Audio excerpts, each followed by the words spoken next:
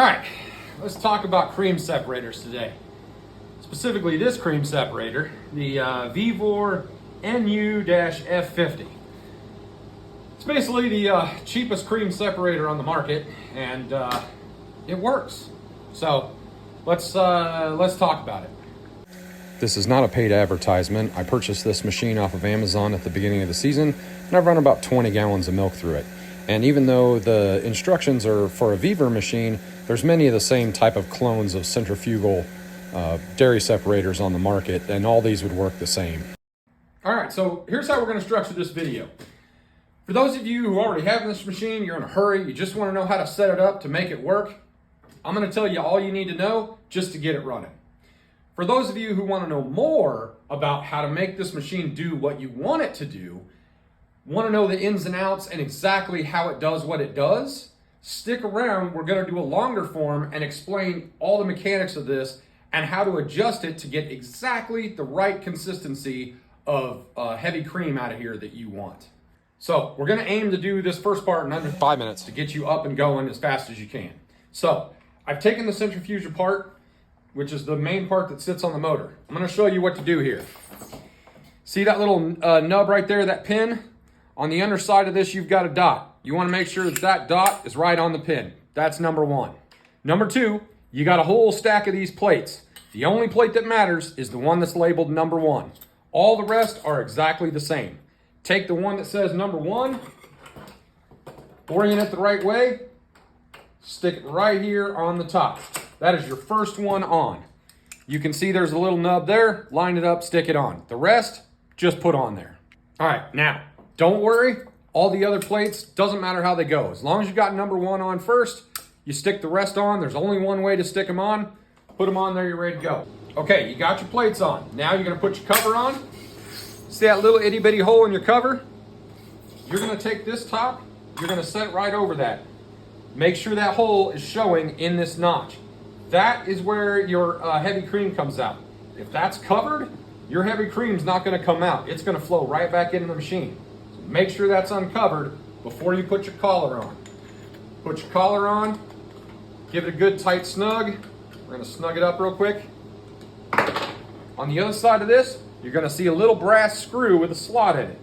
You take a flathead screwdriver, you screw that all the way down. Not like, oh, I feel some tension. All the way down, don't strip it, but all the way down till it stops. Back it out 2 full rotations. Now it's ready to go. Then, set it down on here. Now you're gonna say, well, the book tells me to make sure it's fully seated. How do I know if it's fully seated? Easy. Set this on here. See how there's that gap there? Doesn't fully set down? It means your centrifuge isn't fully seated. So you're gonna mess with it and make sure it's fully seated, or there's an arrow on the bottom. You line that arrow up with the notch on the bottom of here. There you go. Once it's fully seated, it's gonna set right down on there, okay? There is a first on the little centrifuge plate. There is no second. There's a third, a fourth, and a fifth. Don't know where our second went, but it's not there. The way you can also make sure that everything is right, this screw right there is your skim hole. You'll notice I can't see the skim hole when I put the bottom one on. The top one is your heavy cream hole. You'll notice that that is above this when you put the heavy cream hole on. Now you've got it. You don't have to do any adjustments. It should come from the factory like that. Set this on. You're pretty much ready to go. All right, the next step, you're gonna turn the motor on. You're probably gonna hear it go tink, tink, tink. This is very high geared. It spins at like 25,000 RPMs. That centrifuge is really heavy and it can't get it going right off the bat usually, especially if it's got some milk or some water in it. So it's gonna start spinning, give it a little nudge. Once it gets spinning enough, it's gonna spin up. You'll hear it like, that's when you know it's spinning. Let it spin for 60 seconds. At the same time, fill this bucket with about halfway up with as hot of water as will come out of your faucet. In here, you'll see a little space where the nub of this rides. This is closed, that's open. Put it at about 2/3.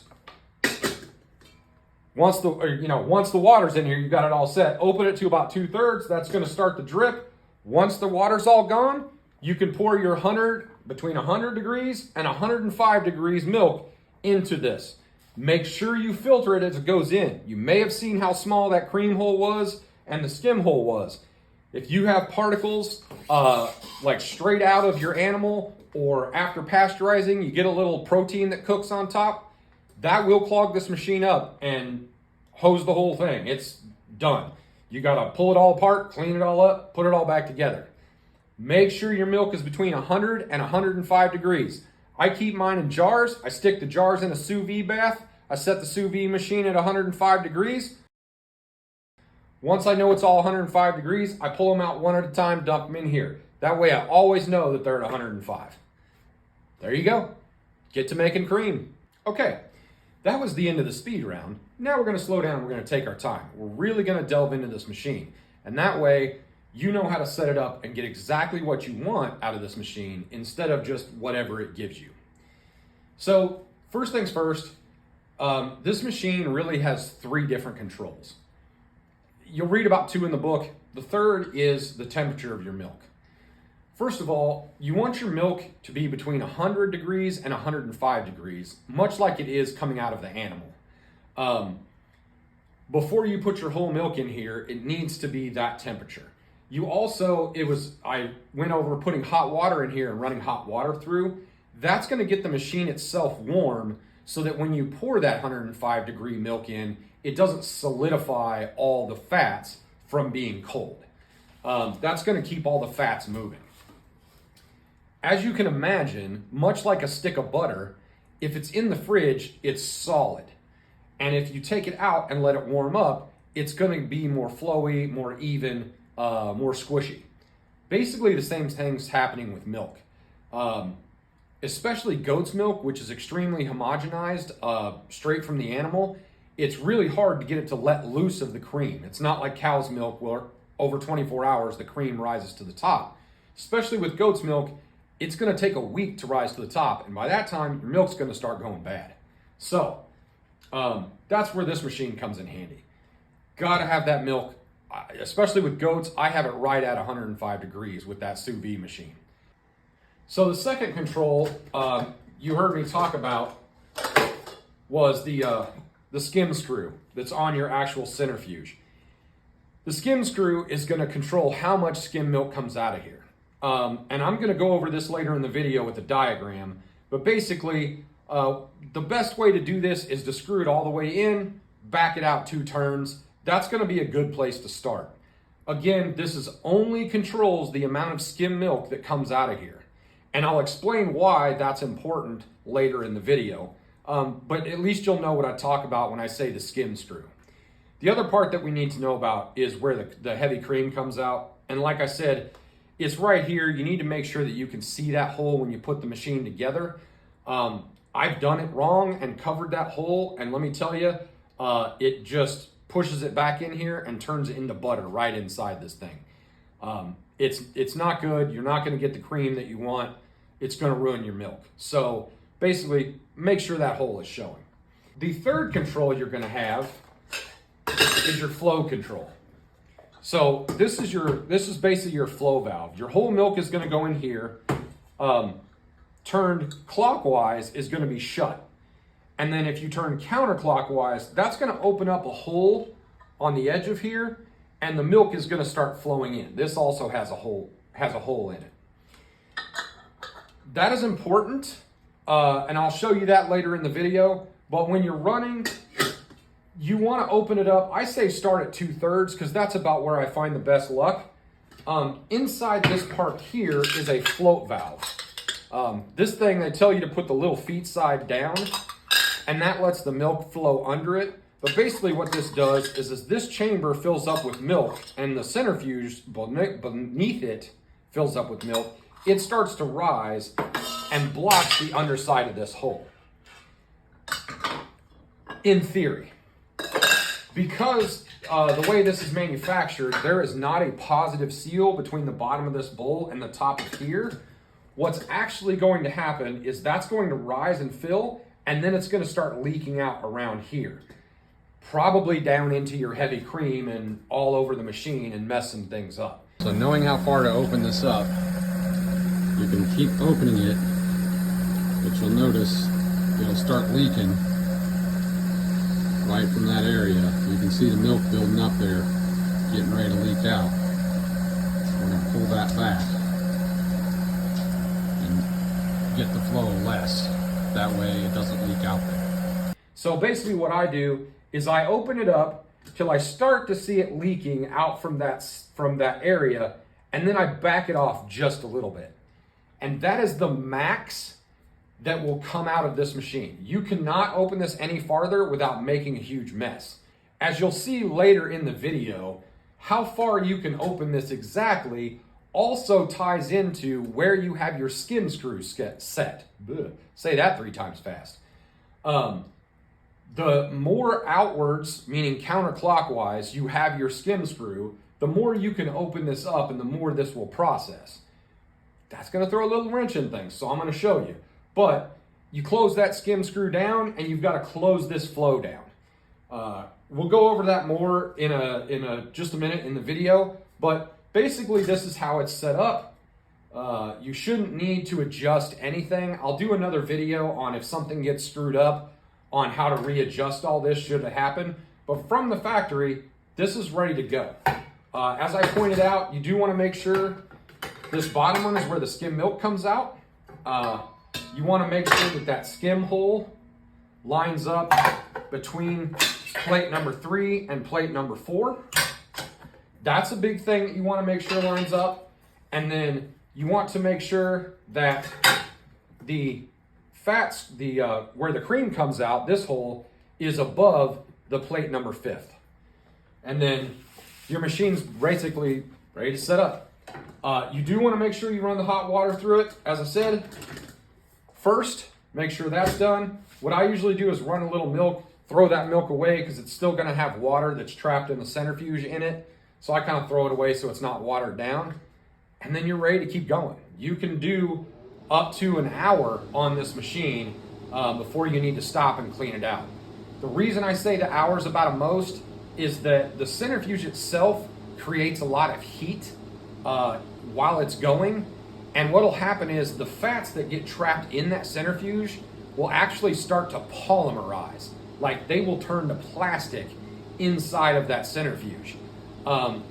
It doesn't happen real fast. Like I said, it takes over an hour.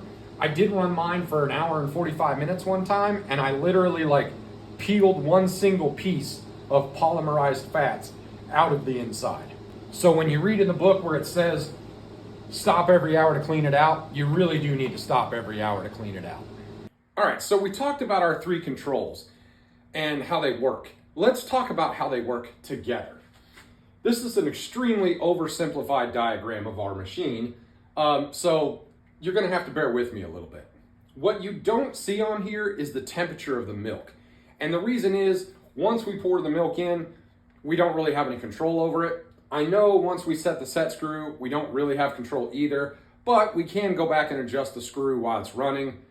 The milk, on the other hand, once we pour it in, the temp is what the temp is. We always want to keep it between 100 and 105. So we're not really changing the temp of the milk that much, but just keep in mind, if you did, it's going to change these 2 controls. If you run 95 degree milk through here and 105 degree milk through here, even with these controls set the same, you're gonna get a different amount of cream and a different thickness of cream. All right, let's talk about the 2 controls we do have control over, and that's the skim screw and the flow valve. So we're gonna think about this like a hydroelectric dam. Now I know you're saying, but I don't know how a hydroelectric dam works. Well, let's give you a quick overview. You've got a reservoir like Lake Mead, and an engineer decides how much flow goes to a turbine. The turbine spins, out comes electricity. The water, once it's gone through the turbine, goes out the side. Water, flow, electricity, water goes out. Pretty simple. In theory, the faster you let the water in, the faster the turbine spins, more electricity comes out, blah, blah, blah. There's a lot of variables. But let's just say, for the sake of argument, that once that's flowing in, only a set amount is coming out. And that's kind of what's going on in our machine here. So once we start the milk flow, a certain steady amount of cream at a certain thickness is going to come out of this machine. Now you say, but I thought you said you were going to teach us how to control this so that we can control the thickness of the cream. I am. Here's how this works, okay? This flow valve in the top in your reservoir controls how much milk flows into the centrifuge, okay? The centrifuge is always putting out the same thickness of cream, always. It doesn't change. There's no parts in here that change or move or whatever other than the set screw, and the set screw only controls the skim milk flow. So coming from the centrifuge is the same flow of cream. And here it is. We've got the same flow. Let's even draw some big bubbles. We've got this big, thick, heavy cream coming out of here. And you say, well, okay, how does this become a little bit lighter? Okay, given that there's the same amount of cream flowing out of here at all times at the same thickness, you say to yourself, well then how exactly am I supposed to control this? We've got our set screw going, and our set screw isn't changeable once the machine's running. It's all through this flow valve. And here's what the flow valve is going to do. So as it goes into the centrifuge, it's going to come out. And let's say that's actually going on in the centrifuge, but for the sake of argument, let's just say that inside this little centrifuge is a little reservoir. It's split the cream already, and here's this excess skim. And we're controlling the flow of skim out. So it can only come out at a certain speed. So then you think, well then how am I supposed to control this? Well, if we're controlling how much is coming in, and a steady amount is coming out, what happens to this reservoir? The more we put in, the higher the reservoir rises. If it rises far enough, it's going to spill out into the cream side, and then what you're going to get is that's going to mix with the cream, and now you're going to get thinner cream, right? We're getting the same flow of skim milk, we're getting the same flow of cream, but we're getting this overflow of skimmed milk that's mixing with the heavy cream. And it's that mixing is to where you can actually change the heaviness, the thickness of your cream. So really, yes, there is some control here, and I'll tell you about it here in just a second, but a lot of the control once the machine's running is in right here. You slow this down, the skim milk level drops, now it's not overflowing, now you're back to the big, heavy cream again. So, why back out 2 turns? You say, well, why not just screw this in all the way, slow the skim milk down, and now we have even more control over how the cream mixes. Here's the problem with that. Now the machine starts running really slow. Because instead of opening this, we've got like this much movement in that, instead of opening it to here and getting the flow of cream we want, if we shut this down so that it's just a tiny little hole, guess what? No skim milk's coming out of here. This is backing up real fast, and now we've got to slow this down to barely a drip. Now we're barely getting a drip to get the same heavy cream that we were when this was 2 stops open. And therein lies the problem. I did this set up this way, screwed in all the way, with 5 gallons of milk. And it took me an hour and 45 minutes to run 5 gallons of milk. By backing this out 2 turns, I was able to open the flow valve almost probably 2/3 of the way, between 2/3 and 3/4, and I can do 2 gallons, because that's generally what I like to do now. I can do 2 gallons in about 12 minutes. So as you can imagine, a 5 gallon is at 30 instead of an hour 45. So you want this screw open so that the milk is flowing through and it's not taking you forever to actually do the separation. But at the same time, you want to control the flow so that you get the thickness of cream that you want.